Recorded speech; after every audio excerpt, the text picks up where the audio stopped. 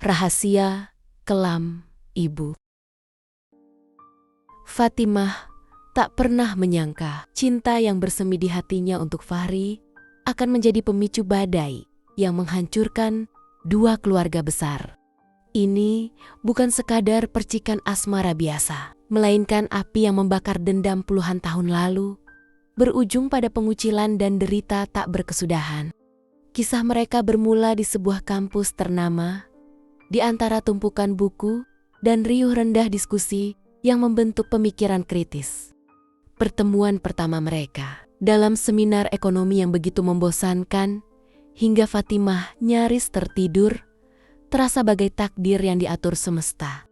Fahri, dengan aura kemewahan yang tak bisa disembunyikan, meski hanya berbalut kaos dan jeans, duduk di samping Fatimah yang asyik mencatat setiap detail.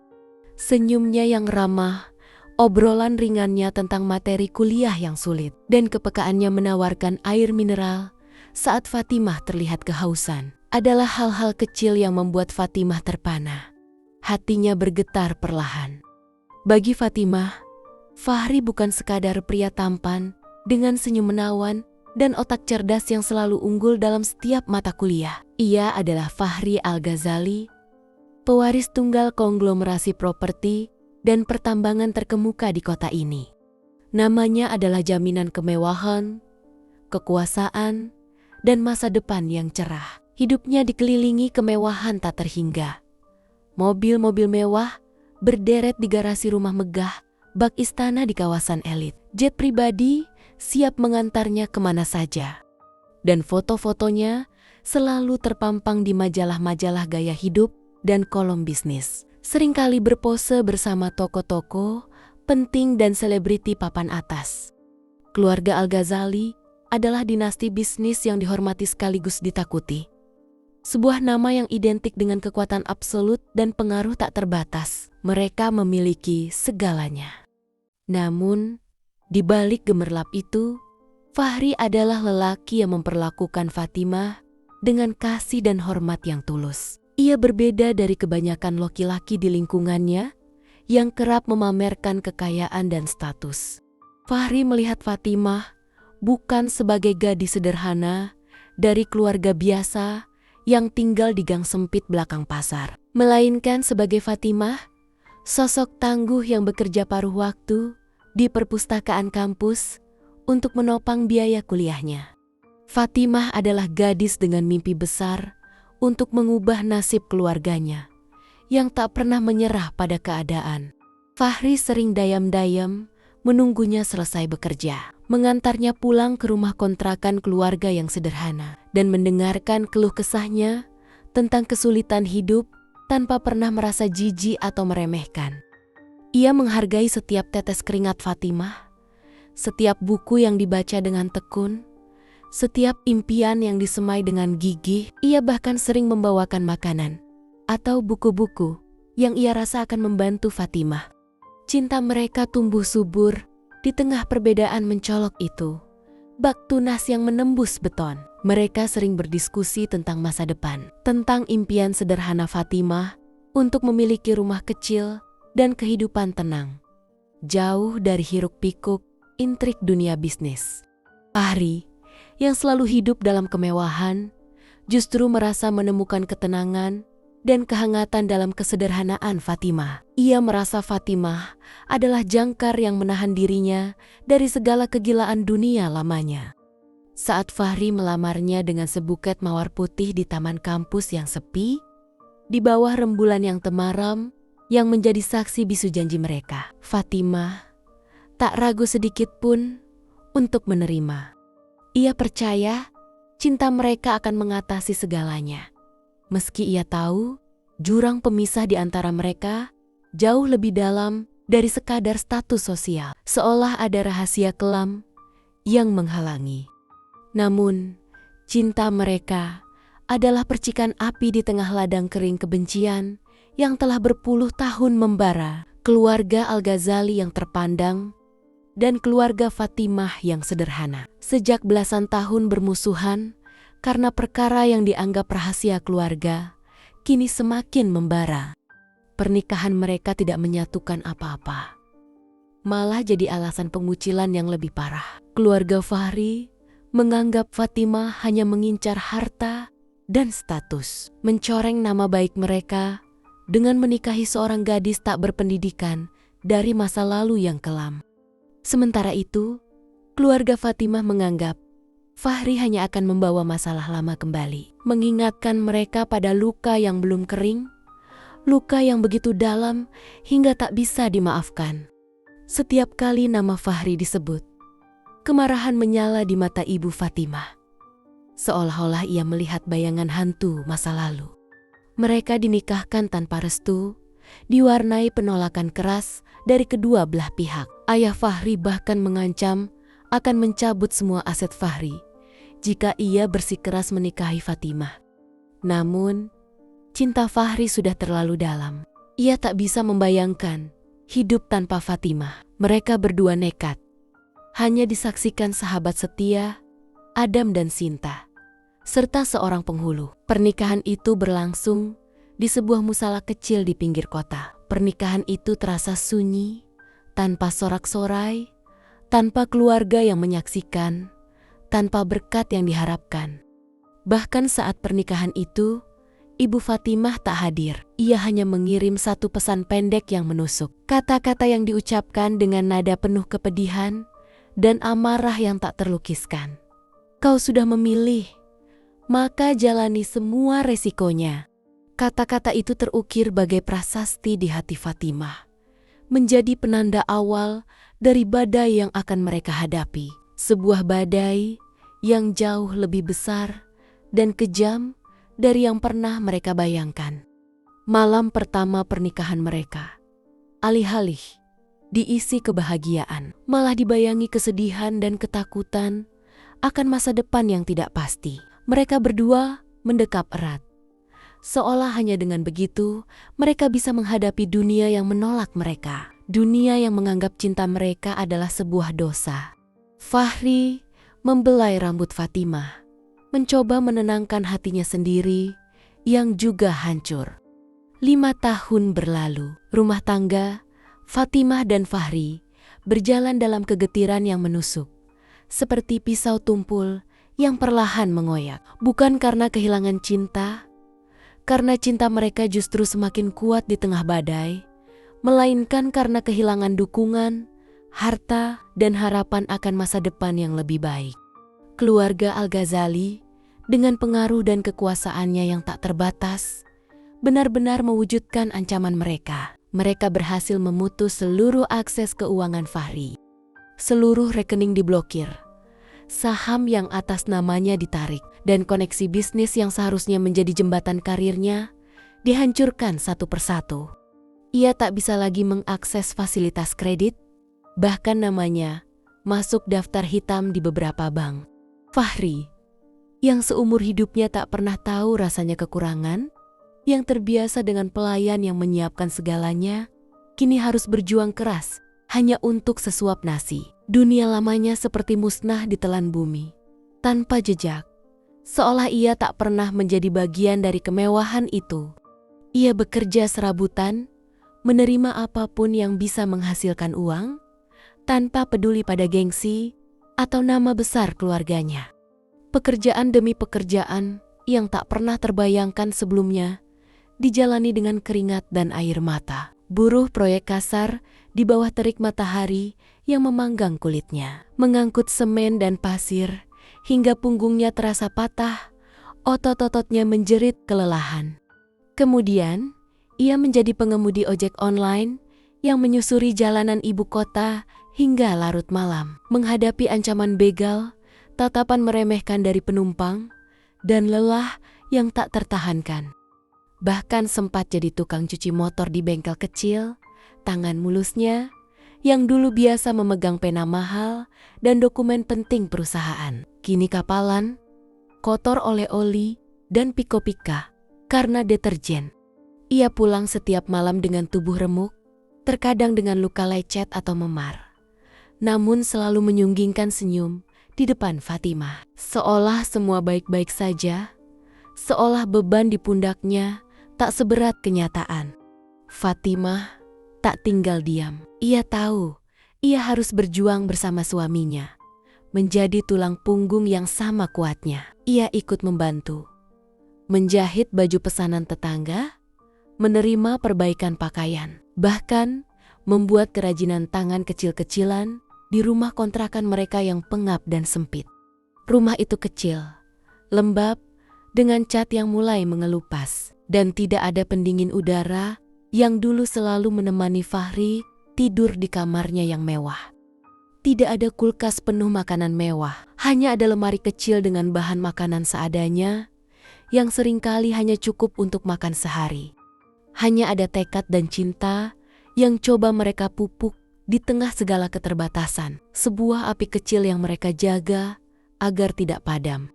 Malam-malam mereka habiskan dengan berbagi sepiring nasi dan lauk seadanya, seringkali hanya tempe atau tahu, saling menguatkan dengan cerita-cerita kecil dan pelukan hangat. Mereka mencoba menciptakan kebahagiaan di tengah kemiskinan, namun kenyataan seringkali lebih kejam dan menusuk. Namun, cinta tak selamanya cukup untuk melawan kerasnya hidup yang semakin menghimpit. Kondisi makin berat saat anak sematawayang mereka, Aska, yang baru berusia 3 tahun, jatuh sakit parah dan harus dirawat intensif di rumah sakit. Demam tinggi yang tak kunjung turun, kejang-kejang yang mengerikan, dan napas yang terengah-engah menghancurkan hati Fatimah, membuat dadanya sesak. Aska batuk tak henti. Tubuh kecilnya kurus kering, tak seceria anak-anak lain seusianya. Matanya tampak layu dan tak bercahaya. Diagnosis dokter, pneumonia akut, akibat kondisi lingkungan yang kurang higienis dan gizi yang kurang. Uang tak cukup, tabungan mereka terkuras habis, dan pinjaman dari beberapa teman pun tak seberapa. Tak cukup untuk biaya pengobatan dan obat-obatan yang mahal. Apalagi untuk rawat inap yang membutuhkan biaya besar setiap harinya. Fahri, yang selalu berusaha tegar di depan Fatimah, akhirnya ambruk. Ia menangis terisak di bawah hujan deras di depan IGD rumah sakit. Air matanya bercampur dengan air hujan, menyalahkan dirinya karena tak mampu jadi suami dan ayah yang bisa memberi lebih, yang tak mampu melindungi keluarganya dari penderitaan ini. Bayangan kemewahan masa lalunya seakan mengejek kemiskinan mereka saat ini, seolah mengingatkan betapa jauh ia telah jatuh. Betapa tak berdayanya ia. Ia merasa tak berguna, gagal melindungi keluarga kecilnya. Keputusasaan mencekiknya, ia merasa ingin menyerah. Akhirnya, dengan hati hancur dan air mata yang tak terbendung, Fahri memutuskan pergi merantau ke Kalimantan, menjadi pekerja tambang. Pekerjaan berat dengan risiko nyawa yang mengintai setiap detiknya, jauh dari segala kemewahan yang pernah ia miliki. Ia melihat iklan lowongan pekerjaan itu, gaji besar tapi dengan risiko tinggi. Ia tak peduli, ia hanya ingin uang untuk Aska, untuk menyelamatkan nyawa putranya. Aku akan kembali, Fatimah. Aku akan membawa uang sebanyak yang aku bisa kumpulkan untuk Aska.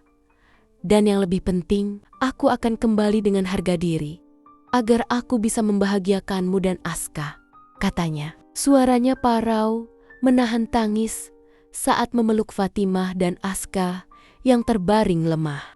Pelukan itu begitu erat, seolah ingin menyimpan semua kekuatan dan kasih sayangnya. Fatimah hanya mengangguk, menyembunyikan tangis yang membanjiri pelupuk matanya, mencoba tersenyum di balik kepedihan yang luar biasa. Pelukan perpisahan itu terasa seperti perpisahan abadi. Dibayangi ketakutan akan apa yang akan terjadi selanjutnya. Fatimah mencium kening Fahri, seolah itu adalah ciuman terakhir. Air matanya menetes di pipi Fahri. Setelah kepergian Fahri ke Kalimantan, Fatimah dan Aska terpaksa kembali menumpang di rumah ibunya. Ini adalah satu-satunya pilihan, karena ia tak punya uang lagi untuk membayar sewa kontrakan. Dan kondisi Aska masih membutuhkan perhatian medis yang intensif dan lingkungan yang lebih baik. Namun, rumah itu yang seharusnya menjadi pelabuhan terakhir dan tempat berlindung, justru berubah menjadi neraka bagi Fatimah. Bukan kasih yang ia terima, melainkan caci maki dan penghinaan tanpa henti dari ibu dan kakak perempuannya, Santi. Lihatlah, itu akibat melawan orang tua. Sekarang, tanggung sendiri. Nikmati akibat perbuatanmu yang sok-sokan kawin sama anak haram, kata ibunya suatu malam. Suaranya tajam seperti belati. Matanya penuh kemarahan yang membara setiap kali Fatimah dan Aska muncul di hadapannya. Kata anak haram itu menusuk Fatimah, seolah mengacu pada Fahri, atau mungkin dirinya sendiri yang telah melanggar perintah ibu. Kakak perempuannya, Santi, tak kalah kejam. Ia seringkali menyindir dengan nada mengejek, dulu sok-sokan kawin sama anak orang kaya. Katanya mau hidup enak, sekarang cuma bisa jadi benalu, beban keluarga, sudah miskin. Sakit-sakitan pula anaknya. Mereka memperlakukan Fatimah seperti pelayan, menyuruhnya mengerjakan semua pekerjaan rumah tangga yang berat, dan Aska dianggap beban, cucu yang tak diharapkan, yang hanya menambah pengeluaran dan merepotkan. Fatimah sabar. Ia menelan semua hinaan itu, memejamkan mata setiap kali cacian meluncur dari bibir ibunya, seolah mengabaikan rasa sakit yang menusuk. Ia hanya ingin Aska makan, tidur di tempat aman, meski dirinya harus menahan lapar dan menelan pil pahit hinaan yang tak berkesudahan. Ia bekerja serabutan, menerima cucian tetangga, menjajakan kue-kue kecil hasil buatannya, apapun asalkan Aska bisa makan dan obatnya terbeli. Tubuhnya kurus kering, matanya cekung karena kurang tidur dan tekanan batin yang luar biasa. Ia seringkali tertidur dengan air mata membasahi pipi, merindukan pelukan Fahri. Tapi malam demi malam, ia merasakan sesuatu yang janggal. Ibu kandungnya, yang selama ini menyimpan benci mendalam pada Fahri dan keluarga Al-Ghazali, seakan menyimpan lebih dari sekadar dendam antar keluarga biasa. Ada sorot mata yang lain. Sebuah kemarahan yang melampaui permusuhan biasa. Sebuah kepedihan yang tersembunyi jauh di balik kebenciannya. Setiap kali nama Fahri disebut, sebuah misteri yang selalu menyelimuti permusuhan itu kini terasa semakin gelap. Seolah ada rahasia besar yang tersembunyi di balik tirai kemarahan ibunya. Ibu seringkali melamun, menatap kosong ke kejauhan, dan tiba-tiba menangis tanpa suara. Air matanya mengalir, membasahi pipi keriputnya. Lalu muncul satu nama dari masa lalu yang membuat semuanya runtuh. Amir, ayah Fahri. Sebuah nama yang selalu dihindari dalam percakapan keluarga. Sebuah tabu yang tak boleh disentuh. Sebuah hantu yang menghantui rumah itu. Setiap kali nama itu disebut, suasana langsung tegang. Seolah ada beban tak kasat mata yang menghimpit. Ibu Fatimah akan langsung diam 1000 bahasa. Atau justru meledak dalam amarah yang tak terkendali. Bahkan terkadang mengancam akan mengusir Fatimah jika nama itu disebut lagi. Fatimah mulai merasa ada sesuatu yang jauh lebih dalam dan gelap di balik permusuhan yang seolah tak berujung ini. Ia merasakan instingnya berteriak. Ada kebohongan besar yang selama ini menutupi kebenaran. Sebuah rahasia yang telah dikubur dalam-dalam. Pada suatu sore yang terik dan gerah, yang panasnya seolah membakar ubun-ubun, Fatimah secara tak sengaja mendengar percakapan yang mengubah segalanya. Ia baru saja kembali dari mengantar pesanan jahitan, tubuhnya lelah dan keringat membanjiri dahinya.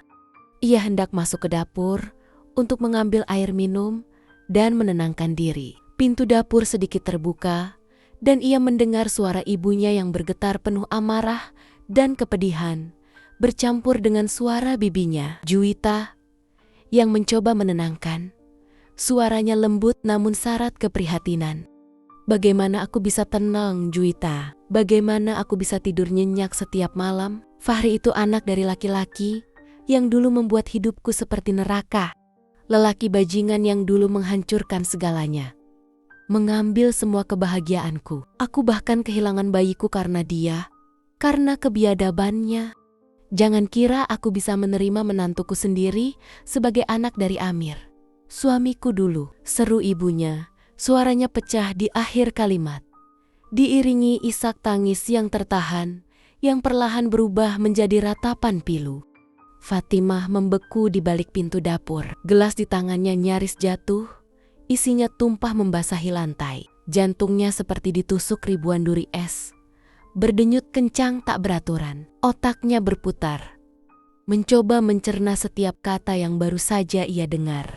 Suamiku dulu, ayah Fahri adalah suamiku dulu. Kehilangan bayiku, kata-kata itu berputar-putar di benaknya, menciptakan badai kebingungan dan ketidakpercayaan. Selama ini, ia tahu ibunya tidak pernah membicarakan masa lalunya sebelum menikah dengan almarhum ayahnya. Selalu ada dinding tebal di sana, sebuah tabu yang tak boleh disentuh, sebuah rahasia yang terkunci rapat. Fatimah selalu mengira ibunya adalah seorang janda yang ditinggal mati suami pertamanya, sama seperti ayah Fatimah adalah duda. Malam itu, Fatimah tidak bisa tidur. Pikirannya dipenuhi pertanyaan yang tak terjawab. Hatinya berteriak meminta kebenaran. Rasa penasaran bercampur ketakutan akan kebenaran yang mungkin menyakitkan, mendorongnya untuk mencari petunjuk. Ingatannya melayang pada sebuah kotak kayu tua yang selalu terkunci di lemari neneknya, yang dulu tak pernah boleh disentuh. Selalu dianggap berisi barang-barang tak berguna atau kenangan masa lalu yang tak ingin dikenang. Dengan tangan gemetar, hati berdebar kencang, ia menemukan kunci kecil yang tersembunyi di bawah bantal neneknya yang sudah meninggal dunia beberapa tahun lalu. Ia membuka kotak itu dengan hati-hati. Di dalamnya tersimpan tumpukan surat-surat lusuh, foto-foto usang yang sebagian sudah pudar dan menguning, dan sebuah buku nikah yang sudah menguning dimakan usia. Bau apek kertas tua dan debu memenuhi indera penciumannya. Fatimah mulai membaca surat-surat itu satu persatu. Dengan mata berlinang dan napas tertahan, seolah setiap kata adalah tusukan baru di hatinya. Dari surat-surat tua itu, ia menemukan bukti yang tak terbantahkan. Ibunya, Siti Hajar, adalah istri pertama dari Amir Al-Ghazali. Mereka menikah muda, di usia belia, bahkan sebelum Amir menjadi konglomerat seperti sekarang, saat ia masih merintis usahanya. Surat-surat itu menceritakan kisah cinta yang bersemi di awal, penuh janji dan harapan, namun segera berubah menjadi mimpi buruk yang tak terbayangkan.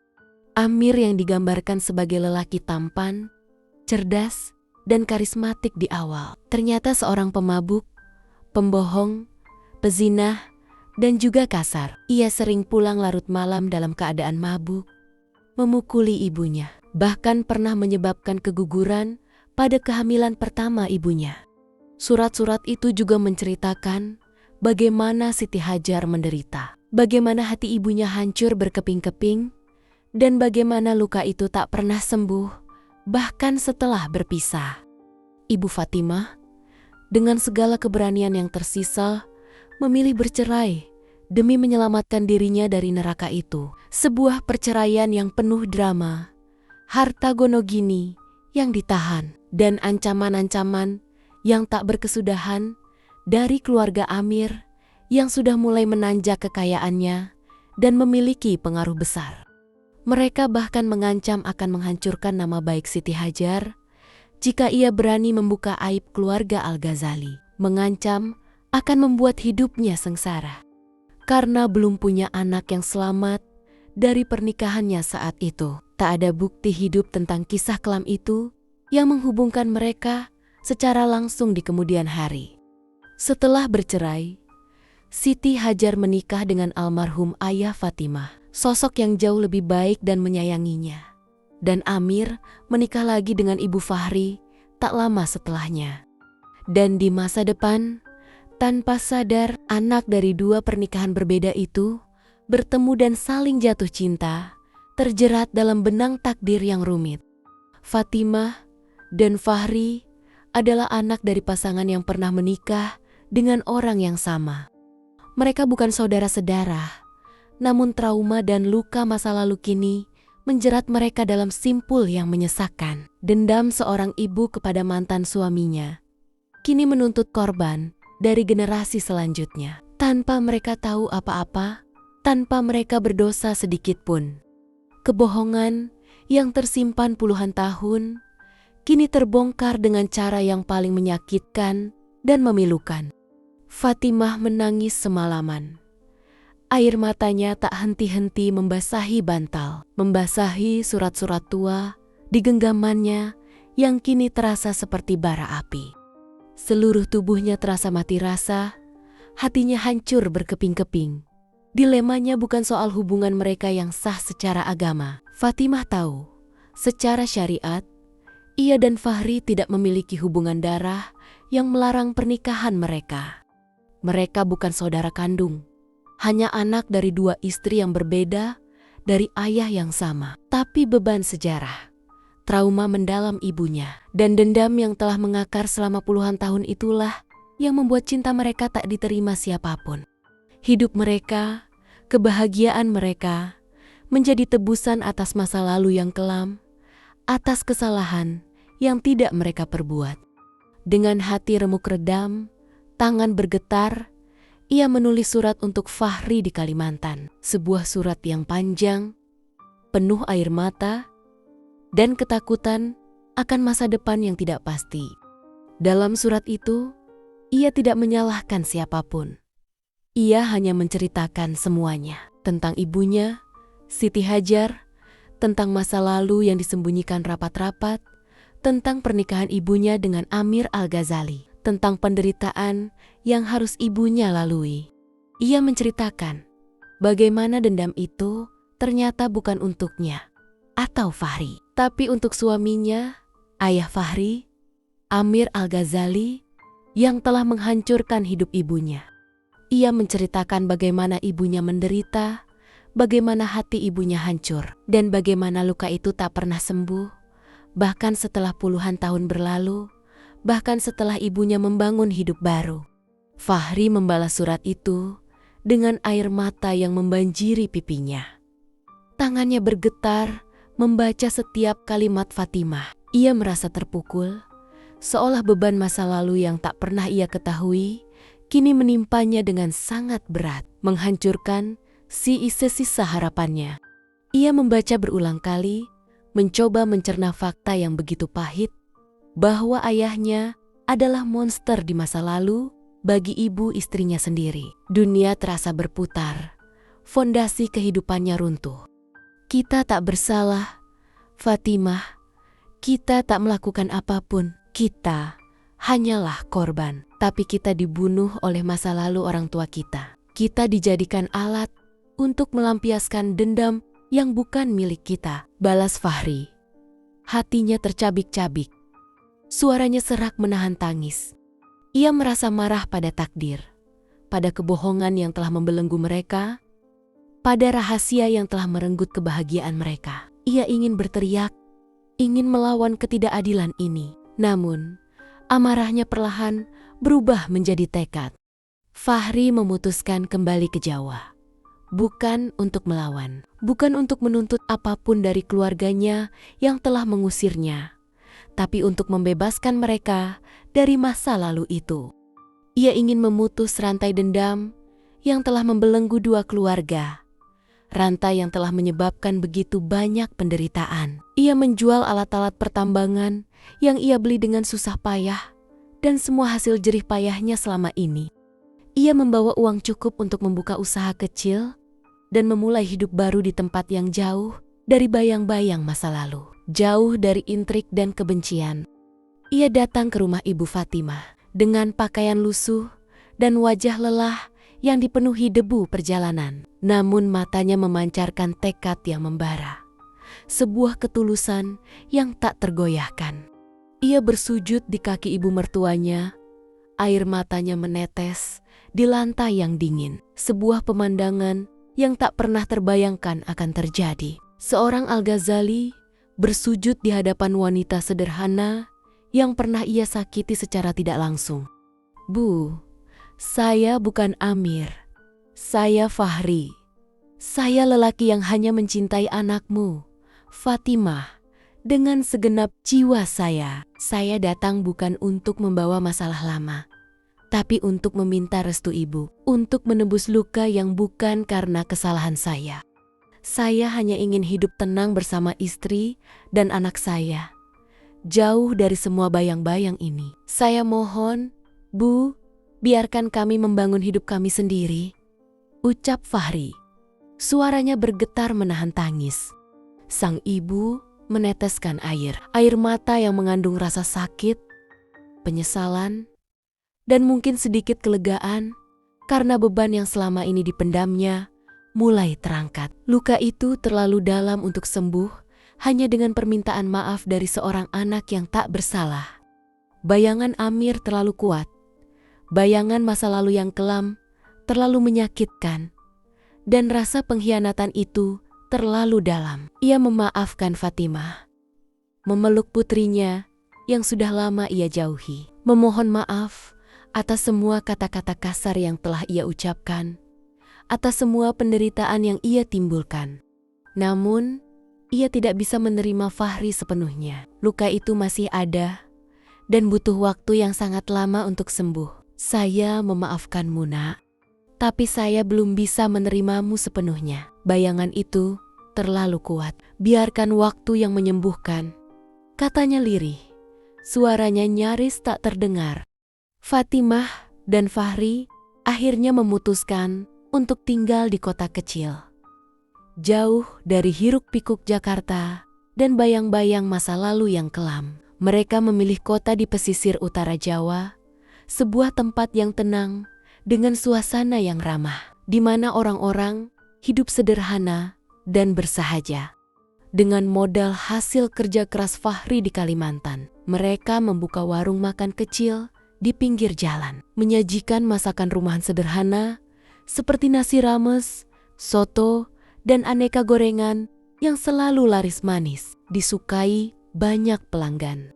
Fatimah memasak dengan resep keluarga yang ia pelajari dari mendiang ayahnya, sementara Fahri mengelola keuangan dan melayani pelanggan dengan senyum ramah. Sikapnya yang humble membuat banyak orang menyukainya. Mereka hidup sederhana, jauh dari kemewahan yang pernah Fahri rasakan. Namun tenang, tidak lagi berharap diakui oleh keluarga Fahri yang kaya raya, yang tetap acuh tak acuh dan menganggap mereka tidak ada. Seolah Fahri adalah aib yang harus dilupakan. Tidak lagi berharap diterima sepenuhnya oleh Ibu Fatimah, yang meskipun sudah memaafkan, masih menyimpan trauma mendalam dan sesekali terlihat melamun dengan sorot mata sedih. Mereka hanya berharap masa lalu tidak merusak masa depan Aska, putra mereka yang kini tumbuh sehat dan ceria, bebas dari beban dendam orang tua. Tak pernah tahu apa yang telah dilalui kedua orang tuanya. Aska adalah sumber kebahagiaan dan motivasi mereka. Senyum polosnya adalah penawar segala luka. Tawa riangnya adalah melodi terindah yang bisa mereka dengar. Keluarga mereka tak pernah sepenuhnya pulih seperti sedia kala. Ibu Fatimah sesekali datang menjenguk Aska, membawa buah tangan kecil. Dan perlahan, tanpa disadari, ia mulai menerima kehadiran Fahri meskipun tidak sepenuhnya ikhlas. Ia seringkali duduk diam di sudut warung, memperhatikan Fahri bermain dengan Aska, mendengarkan obrolan mereka. Dan Fatimah tahu, di balik tatapan itu ada gurat penyesalan dan keinginan untuk berdamai, untuk memperbaiki hubungan yang retak. Luka itu masih ada, namun kini ada celah kecil untuk berdamai, untuk menyembuhkan perlahan-lahan, seperti luka yang perlahan mengering. Sementara keluarga Al-Ghazali di Jakarta tetap menutup mata, tetap acuh tak acuh pada keberadaan Fahri dan keluarganya, seolah mereka tak pernah ada. Seolah Fahri adalah noda yang harus dihapus dari silsilah keluarga terpandang itu. Namun, Fahri tidak lagi peduli. Harta, dan status tak lagi penting baginya. Kebahagiaan Fatimah dan Aska adalah segalanya, harta yang tak ternilai harganya. Setidaknya kini, mereka tahu kebenaran yang pahit itu, dan dalam kebenaran itu, mereka memilih berdamai dengan luka, memaafkan masa lalu yang bukan kesalahan mereka, dan membesarkan cinta mereka dari reruntuhan masa lalu yang menyesakkan. Setiap hidangan yang mereka sajikan di warung, setiap tawa Azka adalah pengingat bahwa hidup harus terus berjalan dan cinta bisa tumbuh bahkan di tanah yang paling tandus sekalipun. Mereka adalah bukti bahwa meski takdir menguji dengan kejam, cinta yang sejati akan menemukan jalannya, membawa ketenangan meskipun tidak sempurna, dan membangun kebahagiaan dari kepingan-kepingan yang tersisa. Cinta tak selalu membawa bahagia yang instan atau akhir yang sempurna. Seperti dalam dongeng, kadang cinta adalah perjuangan tanpa henti, medan perang yang menuntut pengorbanan, air mata, dan ketabahan yang luar biasa. Sebuah cinta yang bertahan meski dilukai sejarah, meski diuji oleh dendam dan trauma masa lalu yang bukan miliknya, adalah bentuk cinta paling tabah dan sejati. Dan Fatimah, perempuan yang memilih untuk bertahan, memaafkan, dan mencintai di tengah luka yang menganga, yang memilih untuk membangun kembali kehidupannya dari puing-puing masa lalu, adalah lambang cinta yang tak tunduk pada takdir. Sebuah pahlawan dalam kisahnya sendiri yang menemukan kekuatan dalam kelemahan dan cahaya dalam kegelapan. Kisah mereka adalah pengingat bahwa terkadang kebenaran tersembunyi jauh di balik tabir kepedihan, dan hanya dengan keberanian untuk mengungkapnya, barulah penyembuhan bisa dimulai dengan perlahan namun pasti.